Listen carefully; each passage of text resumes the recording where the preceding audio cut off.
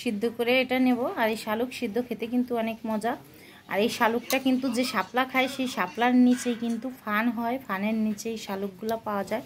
এটা কিন্তু বাজারের থেকে কিনে নিয়ে আসছি, এমনিও ফান থেকেও নেওয়া যায়। তো এখানে অনেকগুলো শালুক ধুয়ে পরিষ্কার করে নিছি। এর ভিতরে হালকা এক চিমটি দিয়ে দেবো লবণ, দিয়ে শালুকটা পানির সাথে দিয়ে দিলাম। এখন এটাকে 20 মিনিটের মতো সিদ্ধ করে নেব। এখানে শালুকগুলো 10 থেকে 15 মিনিট সিদ্ধ করে নিয়ে আসি। একটা শালুক বেছে দেখাবো। এটা খেতে কিন্তু তিতও না মিষ্টিও না, তবে খেতে অনেক স্বাদ আছে। আর এটা শরীরের জন্য কিন্তু খুবই উপকারী। এখানে শালুকটা পুরা ছুলে নিলাম, সুন্দর করে ছুলে গেছে কিন্তু।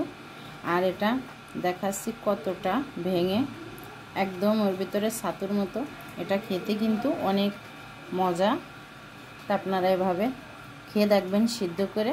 এই শালুকটা কিন্তু অনেকেই চেনে না, এটা কিন্তু শাপলা যে নিচে ফান থাকে, ফানের নিচে হয়। এই শালুকগুলো কিন্তু যেখানে সেখানেও পাওয়া যায় না, গ্রাম অঞ্চলের দিকে বেশি থাকে। তাই শালুক সিদ্ধ করে খেয়ে দেখবেন। আর এই শালুক সিদ্ধর রেসিপি যদি ভালো লেগে থাকে লাইক শেয়ার কমেন্ট করবেন। অন্য কোনো রেসিপি না আবার হাজির হবো। আল্লাহ হাফেজ।